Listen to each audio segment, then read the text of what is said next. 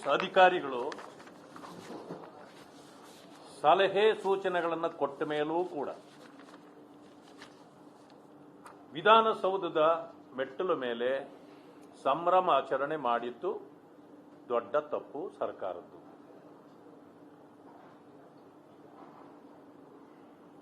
ಮೂರು ಗಂಟೆ 10 ನಿಮಿಷಕ್ಕೆ ಮೊದಲ ಸಾವು ರಿಜಿಸ್ಟರ್ ಆದಮೇಲೆ ವಿಧಾನಸೌಧದಲ್ಲಿ ನೀವು ಸಂಭ್ರಮಾಚರಣೆಗೆ ಇಟ್ಟ ಸಮಯ 4 ಗಂಟೆ, ಅಲ್ಲಿ ಪ್ರಾರಂಭ ಆಗಿದ್ದು 5 ಗಂಟೆಗೆ. ಅಷ್ಟೊತ್ತಿಗೆ 7 ರಿಂದ 8 ಜನರು ತೀರ್ಕೊಂಡಿದ್ದಾರೆ ಅಂತ ಹೇಳಿ ಬೀದಿ ಬೀದಿಯಲ್ಲೂ ಮಾತಾಡ್ತಿದ್ರು. ಎಲ್ಲ ನಿಮ್ಮ ಮೀಡಿಯಾದಲ್ಲಿ ಎಲ್ಲಾ ಕಡೆಯಲ್ಲೂ ಬರ್ತಿತ್ತು. ಇದು ಮುಖ್ಯಮಂತ್ರಿ, ರಾಜ್ಯ ನಡೆಸುವಂತ ಮುಖ್ಯಮಂತ್ರಿ, ಉಪಮುಖ್ಯಮಂತ್ರಿಗಳಿಗೆ ಗೊತ್ತಿಲ್ವಾ? ಇಷ್ಟೆಲ್ಲ ಗೊತ್ತಿದ್ರು ಕೂಡ ಅವರನ್ನ ಕರೆದು ಇಲ್ಲಿ ಸನ್ಮಾನ ಮಾಡಿದ್ರಿ.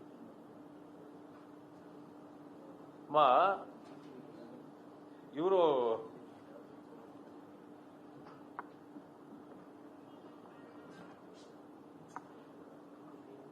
ನಿಮಗೆ ಒಂದು ವಿಷಯವನ್ನ ಹೇಳಲಿಕ್ಕೆ ಬಯಸ್ತೇನೆ. Matthew Hayden, cricketer, if such a tragedy had happened in Australia during our victory celebrations, we would have thrown the trophy in the dustbin. What a message. ಇಂಥ ಅನಾಹುತ 11 ಜನರು ತೀರ್ಕೊಂಡಿದ್ದಾರೆ ಅಂದ್ರೆ ಆ ಟ್ರೋಫಿಗಿಂತ ನಮಗೆ ಜೀವಗಳೇ ಮುಖ್ಯ ಆಗ್ತಿತ್ತು. ಅಂತ ಟ್ರೋಫಿಯನ್ನು ನಾವು ಬೇಕಾದ್ರೆ ಡಸ್ಟ್ಬಿನ್ಗೆ ಹಾಕ್ತಿದ್ವಿ ಅಂತ ಮಾತಾಡ್ತಾರೆ ಹೊರ ದೇಶದಲ್ಲಿ. ಆದ್ರೆ ನೀವು ಮುತ್ತಿಕ್ಕೋ ಸಮಯನ ಇದು? ಟ್ರೋಫಿಗೆ ಮುತ್ತಿಡೋ ಸಮಯ ಇತ್ತ ಇದು? 8-9 ಜನ ತೀರ್ಕೊಂಡಿದ್ದಾರೆ ಅಂತಂದ ಮೇಲೆ ಇಲ್ಲಿ ಮುಗಿಸಿ ಮಕ್ಕಳನ್ನ ಮೊಮ್ಮಕ್ಕಳನ್ನ ಎಲ್ಲ ಸೆಲ್ಫಿ ತೆಗೆದಾದ್ಮೇಲೆ ಇದಕ್ಕೆ ಹೋಗೋದಿಲ್ಲ ನಾವು.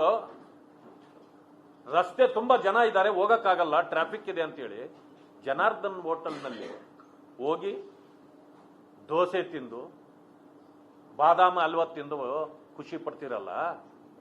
ಇದು ಈ ಸತ್ತ ಜನರಿಗೆ ಕೊಡುವಂತ ಗೌರವ ಇತ್ತಾ? ಒಬ್ಬ ಅಧಿಕಾರಿ ಡಿಸಿಪಿ ನಿಮಗೆ ಇಲ್ಲಿ ಮಾಡಬೇಡಿ ಅಂತಂದ ಮೇಲೆ ಪತ್ರ ಬರೆದಿರೋದು ಯಾರಿಗೆ? ಚೀಫ್ ಸೆಕ್ರೆಟರಿಗೆ ಮತ್ತು ಡಿಪಿಆರ್ ಸೆಕ್ರೆಟರಿ. ಅದೆಂಗೆ ಅವರು ಪರ್ಮಿಷನ್ ಕೊಡ್ತಾರೆ? ಡಿಪಿಆರ್ ಸೆಕ್ರೆಟರಿ ಅವರಿಬ್ಬರ ಮೇಲೆ ನೀವು ಯಾಕೆ ಸಸ್ಪೆನ್ಷನ್ ಮಾಡಿಲ್ಲ? ಇಮ್ಮಿಡಿಯೇಟ್ಲಿ ಅವ್ರನ್ನ ಸಸ್ಪೆಂಡ್ ಮಾಡಬೇಕು. ಯಾಕೆ ಅವ್ರನ್ನ ಬಿಟ್ಟಿದ್ದೀರಿ ನೀವು? ಮೊದಲು ಸಾರಿ ಹೇಳ್ತೀರಿ ಪೊಲೀಸರದು ಏನೂ ತಪ್ಪಿಲ್ಲ ಅಂತ, ಮತ್ತೆ ತಪ್ಪು ನಿಮಗೆ ಕಂಡು ಬಂದಿದ್ದು ಯಾವಾಗ? ನೀವು ತಪ್ಪಿತಸ್ಥರು ಅಂತ ಆದ್ಮೇಲೆ ತಾನೆ. ನಿಮ್ಮ ತಪ್ಪನ್ನು ಮುಚ್ಚಿಕೊಳ್ಳಲಿಕ್ಕೆ ನೀವು ಅವ್ರನ್ನ ಬಲಿ ತೆಗೆದುಕೊಂಡಿದ್ದೀರಿ. ಜನರಿಗೆ ಆಹ್ವಾನ ಕೊಟ್ಟು ಅವರು ಸತ್ತ ಹೆಣಗಳನ್ನು ಅವರ ಮನೆಗೆ ಕಳಿಸ್ತೀರ, ನಿಮ್ಗೆ ನಾಚಿಕೆ ಆಗೋದಿಲ್ವಾ? ಇಂಥ ಕ್ರೆಡಿಟ್ ನಿಮಗೆ ಬೇಕಾಗಿತ್ತ? ಆಟ ಪಾಠಗಳಿಗೆ ಗೌರವಿಸೋಣ. RCB 18 ವರ್ಷಗಳ ಕಾಲದಿಂದ ಗೆಲುವು ಬೇಕು ಅಂತ ಅಂದಿದ್ದಕ್ಕೆ ಅಭಿಮಾನಿಗಳು ಬಹಳ ಸಂತೋಷದಿಂದ ರಿಸೀವ್ ಮಾಡಿದ್ದಾರೆ. ಅದು ಬೇರೆ ವಿಷಯ. ರಾತ್ರಿ ಎಲ್ಲ ಸಂಭ್ರಮ ಮಾಡಿದ್ದಾರೆ, ನಾವೇ ಎಲ್ಲ ಮಾಡೋಣ. ಆದರೆ ಈ ಅಚಾತುರ್ಯವನ್ನ ಮಾಡಿದ್ದು ಯಾರು? ಸಂಭ್ರಮದ ವಿಚಾರ ಜನರ ವಿಷಯ, ಬಿಟ್ಟ ವಿಷಯ ನಿಮ್ಗೇನೂ ಸಂಬಂಧ ಇಲ್ಲ. ಅವರನ್ನ ತಂದು ನಿಮ್ಮ ಮುಖಗಳನ್ನ ಟಿವಿಯಲ್ಲಿ ನಿಮ್ಮ ಮುಖ ಬಂದ್ರೆ ಆಫ್ ಮಾಡ್ತಾವ್ರೆ ಜನ. ಅಂತ ಸಂದರ್ಭದಲ್ಲಿ ನೀವು ಅವರನ್ನ ಮುಂದೆ ಇಟ್ಕೊಂಡು ನೀವು ಅದನ್ನ ಕ್ರೆಡಿಟ್ ತಗೊಳಕ್ ಹೋಗ್ತಿದ್ದೀರಲ್ಲ, ನಿಮ್ಮ ಕ್ರೆಡಿಟ್ ಯುದ್ಧ, ನಿಮ್ಮಿಬ್ಬರ ಯುದ್ಧದಲ್ಲಿ ಇವತ್ತು 11 ಜನರು ಅಸುನೀಗಿದ್ದಾರೆ. ಇದು ಸರ್ಕಾರ ಮಾಡಿರೋ ತಪ್ಪೇ. ಆದ್ರಿಂದ ಸರ್ಕಾರ ತಕ್ಷಣ ಮುಖ್ಯಮಂತ್ರಿಗಳು, ಉಪಮುಖ್ಯಮಂತ್ರಿಗಳು ತಕ್ಷಣ ರಾಜೀನಾಮೆ ಕೊಡಬೇಕು. ಇಲ್ಲ ಅಂತಂತಂದ್ರೆ ನಾವು ಒಪ್ಪೋದಿಲ್ಲ. ಏನು ನಮ್ಮ ಮಾನ್ಯ ವಿರೋಧ ಪಕ್ಷದ ನಾಯಕರು ಅಶೋಕ್ ಅವರಿಗೆ ಹೇಳಿದ್ದಾರೆ, ನಾವು 1 ತಿಂಗಳ ಸಂಬಳವನ್ನ ನಾವು ಅವರಿಗೆ ಕೊಡ್ತಕ್ಕಂಥದ್ದಿರ್ಬೋದು, ಈ ಹೋರಾಟವನ್ನು ಇನ್ನೂ ಮುಂದುವರಿಸ್ತಕ್ಕಂಥದ್ದು. ಯಾಕಂದ್ರೆ ಅವರಿಗೆ ಇವತ್ತೇನಾದ್ರೂ ಶಾಂತಿ ಸಿಗಬೇಕಂತಂದ್ರೆ ತೀರ್ಕೊಂಡಿರೋರಿಗೆ ಯಾವ ಅವರ ತಂದೆ ತಾಯಿಗಳಿಗೆ ಇವತ್ತು ನೆಮ್ಮದಿ ಬರ್ಬೇಕಂತಂದ್ರೆ ಈ ಇಬ್ಬರೂ ಕೂಡ ತಲೆದಂಡ ಆಗಲೇಬೇಕು, ಮುಖ್ಯಮಂತ್ರಿ ಉಪಮುಖ್ಯಮಂತ್ರಿ.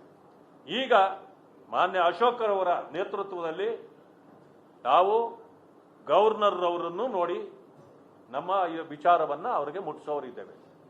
ತಕ್ಷಣ ಈ ಸರ್ಕಾರವನ್ನೇ ವಜಾ ಮಾಡಬೇಕು ಅಂತ ಕೇಳ್ತೇವೆ. ಯಾಕೆಂತಂದ್ರೆ ಸರ್ಕಾರ ಮಾಡಿರ್ತಕ್ಕಂಥ ಅಪರಾಧ ಇದು. ಇವರು ಮಾಡೋದು ತಪ್ಪು. ಅದೇನು ಹೇಳ್ತಾರಲ್ಲ, ಹೇಳೋದು ವೇದ ಅಂತ, ತಿನ್ನೋದು ಬದನೆಕಾಯಿ ಅಂತ. ಇವರು ಮಾಡೋದೆಲ್ಲ ತಪ್ಪುಗಳೇ. ಆದ್ರೆ ತಮಗೆ ಬೇಕಾದವರನ್ನ ಸೃಷ್ಟಿ ಮಾಡಿ ಅದನ್ನ ವರದಿ ಕೊಡಿ ಅಂತ ಕೇಳಿ ಅವರಿಂದ ಕ್ಲೀನ್ ಚಿಟ್ ಪಡೆದು ಬಿಡೋದು, ಆರಾಮಾಗಿರೋದು. ಇವಾಗ ಬಹಳಷ್ಟು ನೋಡಿದ್ದೀವಿ ನಾವು. ವಾಲ್ಮೀಕಿ ನಿಗಮದ ನೋಡಿದ್ದಾಯ್ತು, ಈಗಾಗಲೇ ಮೂಡಾದು ನೋಡಿದ್ದಾಯ್ತು. ಇನ್ನೂ ಅನೇಕ ಕೇಸ್ಗಳಲ್ಲಿ ಕ್ಲೀನ್ ಚಿಟ್ ತಗೊಳ್ಳೋದ್ರಲ್ಲೇ ನಿಪುಣರಾಗಿದ್ದಾರೆ ಇವರು. ಲೂಟಿ ಮಾಡ್ತಕ್ಕಂಥ ಇಂಥವರನ್ನ ಸಹಿಸಿಕೊಳ್ಳಲಿಕ್ಕೆ ಸಾಧ್ಯ ಇಲ್ಲ. ಆ ರೀತಿ ಒಂದು ಸಮಯ ಗವರ್ನರ್ನೂ ಭೇಟಿಯಾಗಿ ಅಂತ ಅನಿವಾರ್ಯತೆ ಬಂದ್ರೆ ನಾನು ರಿಕ್ವೆಸ್ಟ್ ಮಾಡ್ತೇನೆ ಅಶೋಕ್ ಜಿ ಅವರಲ್ಲಿ ಮತ್ತೆ ನಮ್ಮ ಪಕ್ಷದ ಮುಖಂಡರುಗಳಲ್ಲಿ, ಶಾಸಕರಲ್ಲಿ, ಸಾಧ್ಯವಾದ್ರೆ ಪ್ರೆಸಿಡೆಂಟ್ ಆಫ್ ಇಂಡಿಯಾ ಅವ್ರನ್ನೇ ಹೋಗಿ ಭೇಟಿ ಮಾಡಬೇಕು ನಾವು. ಯಾಕಂದ್ರೆ ಇಂಥದನ್ನ ಸಹಿಸ್ಕೊಳ್ಳಕ್ ನಮಗೆ ಸಾಧ್ಯ ಇಲ್ಲ. I will request my leaders including Ashok, LOP, Vijendra, President of BJP, and all legislators should go to Delhi to give our memorandum to President of India to dismiss this government. ನೋಡಿ, ಗವರ್ನರ್ಗೆ ಸಂಬಂಧ ಬರೋದಿಲ್ಲ. ಏನಾಗುತ್ತೆ, ಸರ್ಕಾರ ಒಂದು ಆಹ್ವಾನ ಕೊಟ್ಟಾಗ ಅಲ್ಲಿ ಏನಾಗಿದೆ ಅನ್ನೋದು ಅವ್ರ ಸಂಬಂಧ ಅಲ್ಲ. ಅವ್ರು ಬಂದು ಕುತ್ಕೊಂಡ್ರಂತಂದ್ರೆ ಅವರೇನು ಅದನ್ನು ಆರ್ಗನೈಸರ್ ಅಲ್ಲ. ನೀವು ಅವ್ರನ್ನೂ ಒಂದು ಸಮಯ ತಪ್ಪು ದಾರಿಗಳಿದ್ದೀರಿ ಅಂತಲೇ ಅರ್ಥ. ಆಗಿದ್ರೂ ಕೂಡ ಈ ಸರ್ಕಾರದ ವಿರುದ್ಧ ಗವರ್ನರ್ ಅವರು ಕ್ರಮ ಜರುಗಿಸಬಹುದು. ಆದ್ರಿಂದಾಗಿ ನಾನು ಅವರಲ್ಲಿ ಈಗ ಮನವಿ ಮಾಡ್ತೇನೆ. ಈಗ ನಾವು ಮನವಿ ಕೊಡೋರು ಇದ್ದೇವೆ. ಗವರ್ನರ್ ಅವರಲ್ಲಿ, ಗೌರವಾನ್ವಿತ ರಾಜ್ಯಪಾಲರಲ್ಲಿ ನಾವು ಮನವಿ ಮಾಡ್ತೇವೆ. ತಕ್ಷಣ ಈ ಸರ್ಕಾರವನ್ನ ಡಿಸ್ಮಿಸ್ ಮಾಡಲಿಕ್ಕೆ ರೆಕಮೆಂಡ್ ಮಾಡಬೇಕು. ಅಂತ ಪರಿಸ್ಥಿತಿ ಬಂದ್ರೆ ನಾವೆಲ್ಲರೂ ಕೂಡ ರಾಷ್ಟ್ರಪತಿಗಳನ್ನು ಭೇಟಿ ಮಾಡಿ ನಮ್ಮ ಮನವಿಯನ್ನ ಸಲ್ಲಿಸೋರಿದ್ದೇವೆ ಅಂತಕ್ಕಂಥದ್ದನ್ನ ನಿಮ್ಮ ಮಧ್ಯದಲ್ಲಿ ಹೇಳಲಿಕ್ಕೆ ಬಯಸ್ತೇನೆ. ನಾನು ಅದನ್ನೇ ಹೇಳಿದೆ, ಇದ್ರೂ ಕೂಡ ತಪ್ಪು ಅವ್ರದ್ದಾಗೋದಿಲ್ಲ. ಯಾಕಂದ್ರೆ ಸರ್ಕಾರ ಇನ್ವೈಟ್ ಮಾಡಿದಾಗ ಏನಾಗಿದೆ ಪ್ರಶ್ನೆ ಅಲ್ಲ, ಸರ್ಕಾರ ತಪ್ಪು ಮಾಡಿರೋದು, ಗವರ್ನರ್ ಅಲ್ಲ. ಗವರ್ನರ್ ಬರಬಹುದು, ಆದ್ರೆ ನೀವು ಅವರನ್ನ ತಪ್ಪುದಾರಿಗಳಿದ್ದೀರಿ. ಅದರಿಂದ ಅಗೇನ್ ನಿಮ್ಮ ಅಗೇನೆಸ್ಟ್ ಅವರು ಈಗಲೂ ಕೂಡ ಕ್ರಮ ಜರುಗಿಸಬಹುದು. ಸರ್, ಒಂದು ಕಾರಣ ಕೇಳಿ ಪತ್ರ ಬರೀಬಹುದಿತ್ತಲ್ವ ಗವರ್ನರ್ ಕೂಡ? ಯಾಕಂದ್ರೆ ಅವರು ಇದ್ದಂತ ಸ್ಟೇಟ್ ನ ಡೆಕೋರಮ್ ಸರ್ಕಾರ ಹಾಳು ಮಾಡಿದೆ ಅಂದಾಗ ನೋಡಿ, ಅವರಿಗೆ ಕಂಪ್ಲೇಂಟ್ ಯಾರಾದ್ರೂ ಕೊಡ್ಬೇಕು, ನಾವು ಕೊಡ್ಬೇಕೀಗ. ಸರ್, ಗವರ್ನರೇ ನಾನಿದ್ದಂತ ಸ್ಟೇಜ್ ನ ಡೆಕೋರಮ್ ನ ಸರ್ಕಾರ ಹಾಳು ಮಾಡಿದೆ ಅಂತ ಕಾರಣ ಕೇಳಿ ಪತ್ರ ಅಲ್ಲ ಬರಿಬಹುದು.